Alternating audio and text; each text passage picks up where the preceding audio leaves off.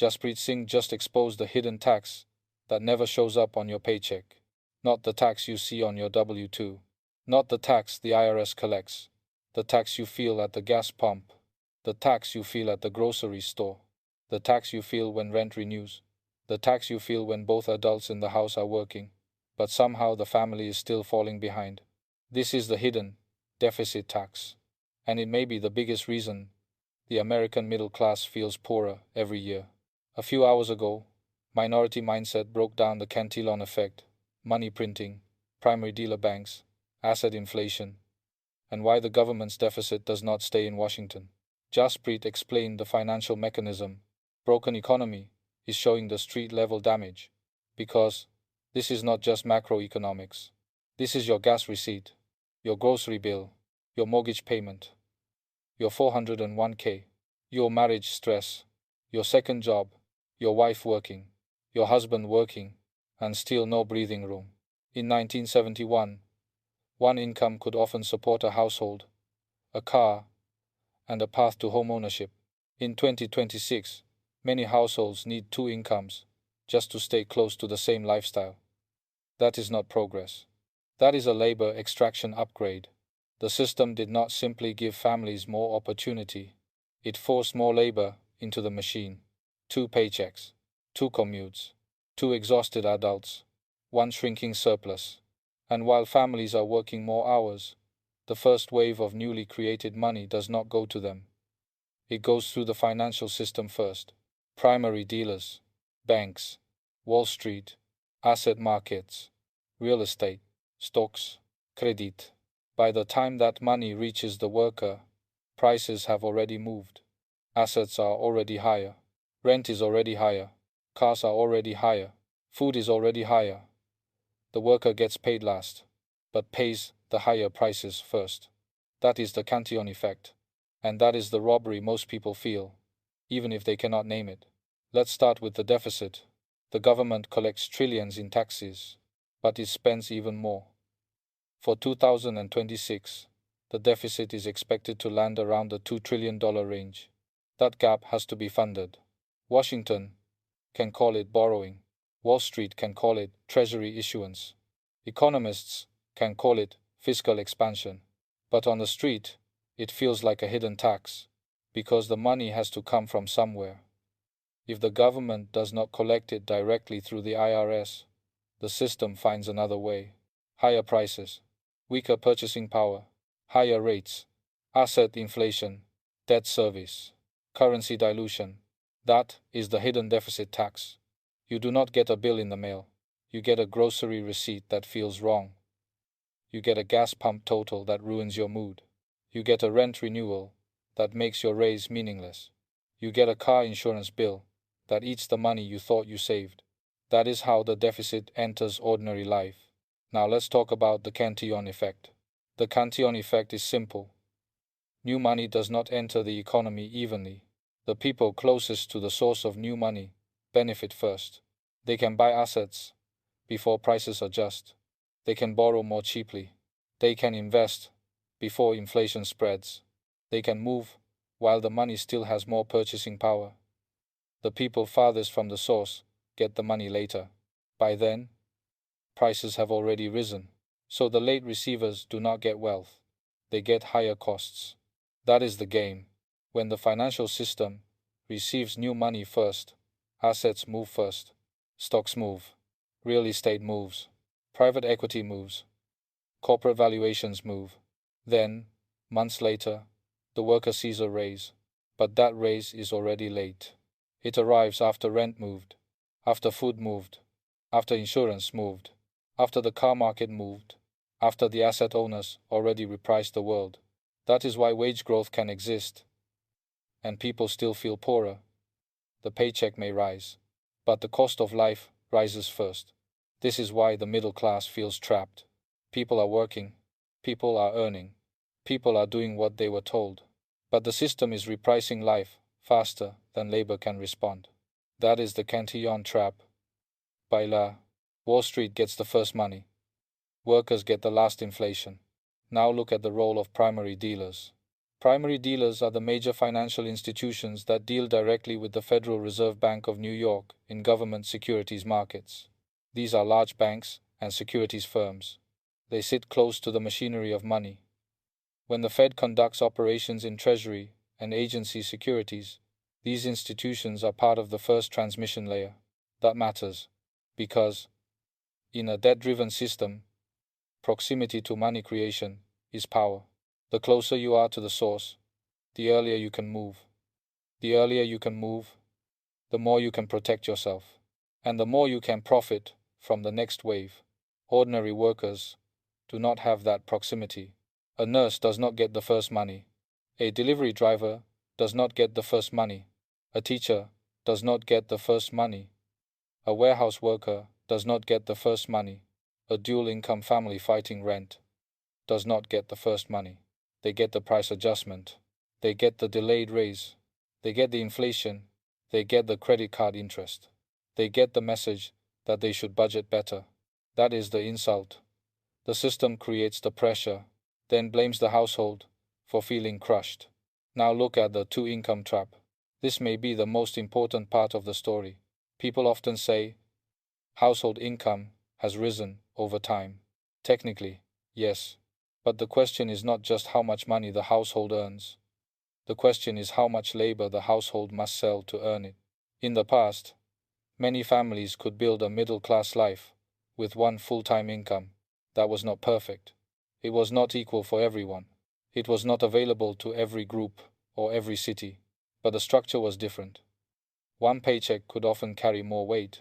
Today, many households need two full-time incomes just to survive. That means the family doubled its labor supply. But did it double its freedom? No. For many families, freedom went down.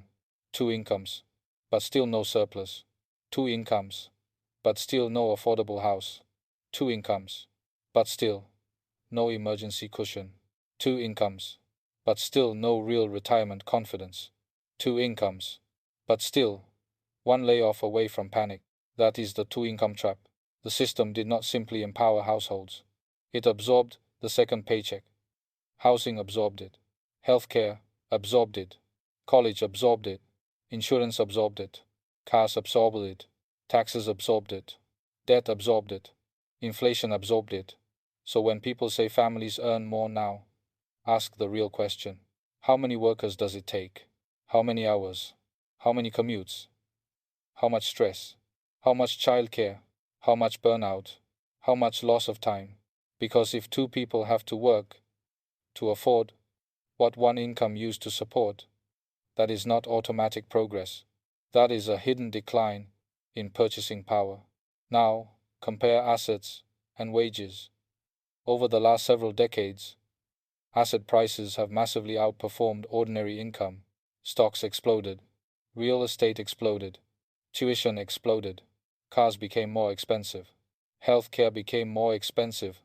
Meanwhile, wages rose, but not enough to preserve the same life. This is why investors and workers live in different economies.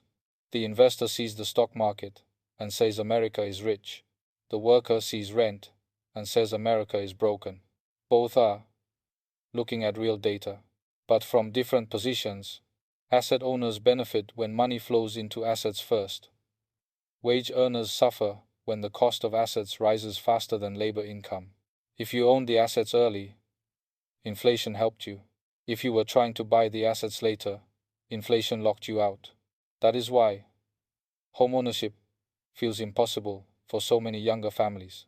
They are not only competing with other buyers, they are competing with decades of asset inflation. They are competing with investors. They are competing with low-rate money from the past. They are competing with a system that moved prices before their wages caught up. That is the broken economy. The ladder is still visible, but the bottom rung keeps moving higher. Now let's talk about the hidden tax inside groceries and gas. When the government runs large deficits, when the money supply expands, when fiscal spending remains high, when debt service grows, the pressure does not stay in Washington. It travels. It moves through bond markets. It moves through bank balance sheets. It moves through asset markets. It moves through supply chains. It moves through energy. It moves through food. It moves through rent. By the time it reaches your household, it no longer looks like federal policy. It looks like normal life getting more expensive. That is why people feel gas prices emotionally. The gas pump is honest. It does not care about speeches. It does not care about CPI methodology. It does not care about political spin. It tells you immediately how much of your labor is being converted into fuel. Same with groceries. A grocery receipt is a real-time inflation report. When a family leaves the store with fewer bags and a higher bill, they do not need a PhD to understand the economy. They feel the loss. That is the hidden deficit tax. It is not called a tax, but it functions like one. It takes purchasing power. It reduces freedom. It punishes savers. It forces families into debt. It pushes people to work more. It makes two incomes feel like one. And it makes a raise disappear before it can become wealth. Now let's talk about why Wall Street wins. Wall Street owns assets. Wall Street trades assets. Wall Street finances assets. Wall Street sits close to credit creation.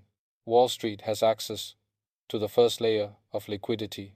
So when money enters the system, Wall Street can move, buy assets, reprice assets, finance deals, capture fees, expand leverage. Ordinary people cannot do that. They wait for wages. They wait for raises. They wait for tax refunds. They wait for stimulus. They wait for relief. But by the time relief arrives, prices already adjusted. That is why just work harder sounds increasingly ridiculous. Work matters. Discipline matters. Skill matters. But if the monetary system dilutes labor faster than labor can compound, work alone cannot save people. That is the hard truth. Labor pays bills. Ownership builds escape routes. That is why Jaspreet says people need to become investors. And he is right. But broken economy has to say the uncomfortable part. How do you invest when the system already took your surplus? How do you buy assets when rent, gas, insurance, food, debt, and taxes ate the money first? How do you escape through investing if every month starts with a financial ambush? That is the real problem. The advice is not wrong. The starting line is broken. Now bring this back to a dual-income household. Imagine two adults in Southern California. One works full-time. The other works full-time. Maybe one also drives on weekends. Maybe one picks up delivery routes. Maybe one has a side hustle. On paper, the household income looks strong, maybe even 6 figures. But after taxes, rent, childcare, food, insurance, car payments, gas, utilities, healthcare, credit cards, and retirement contributions, the surplus is thin. Then an emergency hits. A tear, a medical bill, a rent increase, a slow month, a layoff rumor, a car repair. Suddenly, the whole system shakes. This is not because the family failed. It is because the economic model is fragile. It requires both adults to work. It requires no major emergencies. It requires stable prices. It requires stable jobs. It requires no big mistakes. That is not prosperity. That is a high-wire act. Now compare that to asset owners. An asset owner may see inflation differently. Stocks rise. Real estate rises. Rents rise. Business revenue rises. Equity rises. They may complain about inflation, but many of their assets adjust upward. The wage earner does not have that protection. The wage earner sells time. Time does not automatically reprice as fast as assets. That is the inequality engine. The asset owner rides the wave. The worker gets hit by it. This is why the Cantillon effect is not just a theory. It is the mechanism behind the feeling that the economy is rigged. The rich get richer first. The poor get inflation last. The middle class gets squeezed from both sides. Too much income to get help. Not enough assets to escape. That is the most dangerous place to be. Now what should ordinary people watch? Watch deficits. Watch treasury issuance. Watch Fed operations. Watch primary dealer activity. Watch asset prices. Watch real wages. Watch housing affordability. Watch credit card balances. Watch auto loan stress. Watch grocery bills. Watch gas prices. Watch whether dual income households are actually building wealth or just surviving longer. Because the official numbers can hide the pressure, household income can rise while household freedom falls. GDP can grow while families drown. Stocks can hit records while workers take second jobs. Inflation can cool statistically while prices stay permanently higher. That is the difference between data and life. The data says one thing, the pavement says another. Now let's be practical. What breaks the trap? Not one magic answer, but the first step is seeing the mechanism. If you do not understand the hidden deficit tax, you blame yourself. If you understand it, you start asking better questions. Where is my surplus going? Am I holding too much cash while inflation eats it? Am I trapped in high interest debt? Am I building ownership, even slowly? Am I buying assets or only consuming liabilities? Am I increasing income without increasing surplus? Am I working more but saving less? Am I confusing a higher paycheck with a better life? Those questions matter because the system wants you focused on income. But freedom comes from surplus and ownership. Income is what enters the house. Surplus is what survives the house. Ownership is what turns that surplus into power. If there is no surplus, there is no ownership.